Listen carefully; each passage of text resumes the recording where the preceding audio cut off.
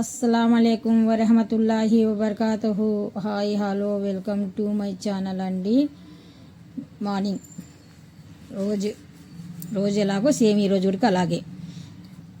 ఈరోజు అయితే ఇంకా ముంగ టైం అవుతుంది అనేసి నేను ఫాస్ట్గా బ్రెడ్ అనేది ఫ్రై చేస్తున్నాను. అంటే మనకు తిన్నీగా ఇంకా కుకింగ్ అనేది ఏం చేయలేదు నేను. అక్కడ నైట్ వండింది ఉంది అనమాట. అందుకనేసి టైం కూడా లేదు.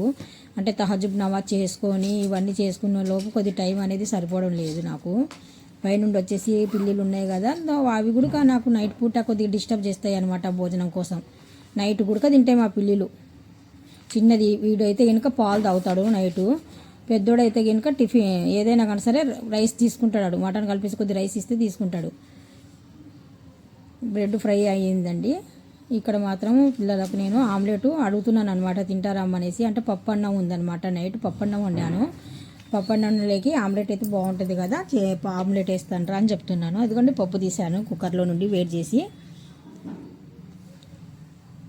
అన్నీ ఒకసారి అంటే కనుక టైం అసలు సరిపోదు. అలాంటప్పుడు నేను 2:30 ఆ మధ్యన లేగలే. మామూలుగా 3:30కి లెగిసినా నాకు ఇప్పుడు సరిపోదు టైము.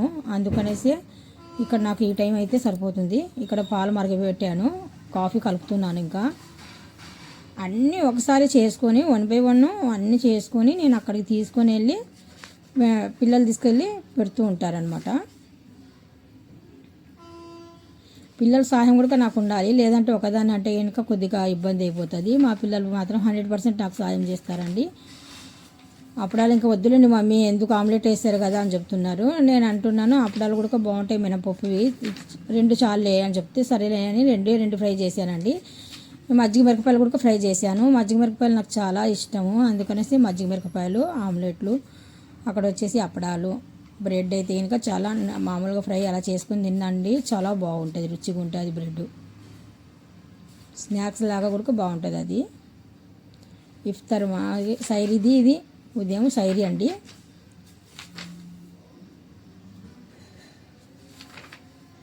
ఇదిగోండి రైసు. ఇక్కడ మాత్రం యూకి నాకు కావాలంటున్నాడు, మాతో పాటు వాడు సైరీ చేస్తున్నాడు అనుకోండి. నా ఫుడ్ అయిపోయింది తినడము, బ్రెడ్ అనేది తింటున్నాను ఇప్పుడు. వీడు సైరీ చేస్తున్నాడమ్మా, వీడికి చూపించు అని చెప్తున్నాను అనమాట.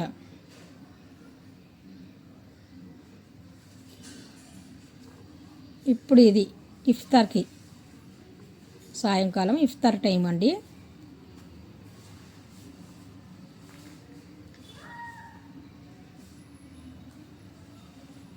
ఇఫ్తార్లో వచ్చేసి నేను ఇక్కడ మామూలుగా అయితే కనుక రైసు వండాను ఒక పక్కన. అంటే మస్జిద్లో వాళ్ళకు దావత్ ఉంది, అందుకనేసి నాకు మా కూతురికే రైస్ వండాను. పాపకైతే ఇంకా ఉల్లిపాయ గుడ్డు అంటే ఇంకా చాలా ఇష్టము, అండా ప్యాజ్ అంటాం మేము. అది చేశాను అనమాట ఆల్రెడీగా. ఇప్పుడు మాత్రము ఇంకా బంగాళదుంపతో మనం ఇలాగా బంగాళదుంప బజ్జీ చేస్తే బాగుంటుంది అనేసి ఇప్పుడు బంగాళదుంప బజ్జీ అనేది నేను ఇక్కడ చేస్తున్నాను.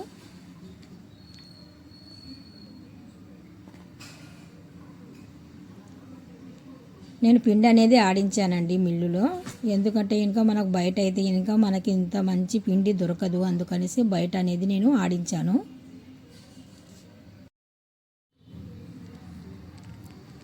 ఇప్పుడు ఇఫ్తార్ కోసము ఇక్కడ వేడి వేడి బజ్జీలు, ఆలు బజ్జీలు. ఆలు బజ్జీలు అంటే కనుక మా అమ్మాయికి చాలా ఇష్టం. మిర్చి బజ్జీల కన్నా ఆలు బజ్జీలు అంటేనే ఇష్టపడుతుంది మా అమ్మాయి.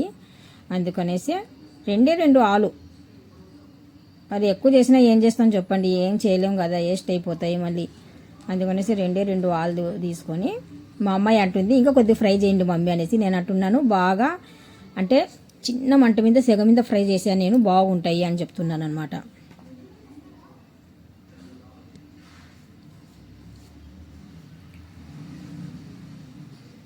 ఇప్పుడు ఆలు బజ్జీ అయిపోయిన తర్వాత మిగిలిన ఆలు మొత్తానికి ఫ్రై అనేది చేస్తున్నాను.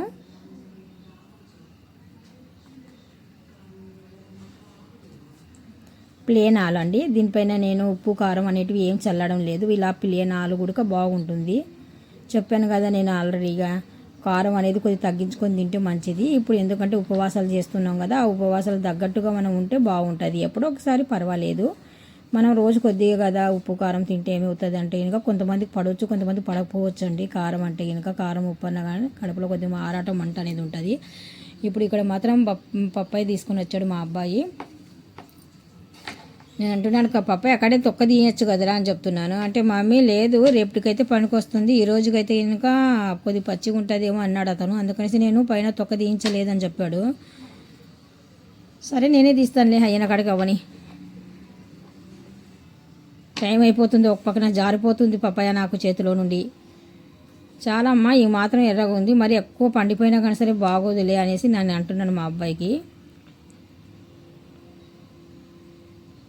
అబ్బాయి మాత్రం ఇంకా మస్జిద్కి వెళ్ళనీక ప్రయాణం అవుతున్నాడు. అక్కడ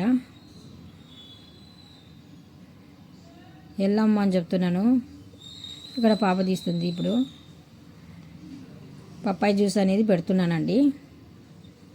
ఈరోజైతే పప్పాయి జ్యూస్ మనం ఇంట్లోనే సోయానా చేసి పెట్టుకుంటున్నాము. చిన్న కుండ గమనించారు మీరు అక్కడ, అది మట్టి కుండ. దాంట్లో బాదం పప్పు అనేది మిగిలి నానబెట్టాను అనమాట పిల్లల కోసమే. ఇది మా సాయంత్రం ఇఫ్తార్ది ఫుడ్ అండి. మా యూకి మాత్రం కూర్చొని ఆలకిస్తున్నాడు నేనేం చేస్తున్నాను అనేది. అసలు చూడండి ఎంత బుద్ధిగా, అసలు ఎంత జాగ్రత్తగా కూర్చొని ఎంత బాగా ఆలకిస్తున్నాడో వాడు. ఆలకిస్తున్నాడు, చూస్తున్నాడు. వీళ్ళేనా తింటారు, నాకేమన్నా అరేంజ్ చేశారా లేదా అనేసి వాడి తోక చూడండి ఎలాగ ఆడిచ్చేస్తున్నాడో ఒక పక్కన. వాడికి హ్యాపీ అనమాట. ఇలాగ వచ్చింటే కనుక ఇంకా నాకు కూడా ఏదో మంచి ఫుడ్ పెడుతున్నారు ఇల్లు అన్నట్టుగా ఉంటుంది వాడికి. గమనిస్తున్నారు అటు ఇటు. చిన్నోడు బయటికి వెళ్ళాడు. ఇప్పుడు ఇంకా పెద్దోడు ఒకడే ఉన్నాడు ప్రస్తుతానికి నా దగ్గర. వచ్చేసాడండి, తీసుకుని వచ్చింది మా అమ్మాయి. చూస్తున్నాడు వాడు. పాపం చిన్నోడు కింద ఉంటే కనుక వీడు అటాక్ చేస్తాడు అస్తమానము. అదే మాకు భయం అనమాట. కొద్దిగా మేము చూడలేదు అనుకోండి, అది చూడండి వీడు అంటున్నాడు, ఏం రా అంటున్నాడు వాడిని. వాడు మాత్రం సైలెంట్గా కనిపిస్తాడు కానీ అంత సైలెంట్ అయితే కాదు పెద్దోడు. నేను పెద్దోడికి అదే చెప్తున్నాను, చూడు నీకు ఎప్పుడైనా కనిపిస్తే చిన్నోడికి నువ్వు అలా చేయకూడదు అని చెప్తున్నాను. వాడు ఆలకిస్తున్నాడు. వీడు కూడా చూడండి, చూస్తున్నాడు చూడండి మా వైపు.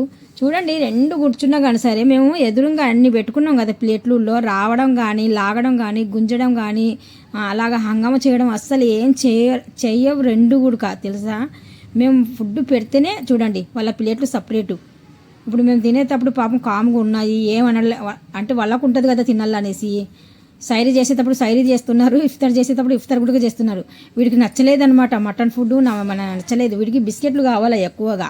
క్యాట్ బిస్కెట్స్ ఉంటాయి, క్యాట్ బిస్కెట్లు మామూలుగా మాట కోసం కొద్దిగా అలాగ జల్లాను అనమాట. అంటే కనుక అలాగేస్తే కనుక అది ఇది రెండు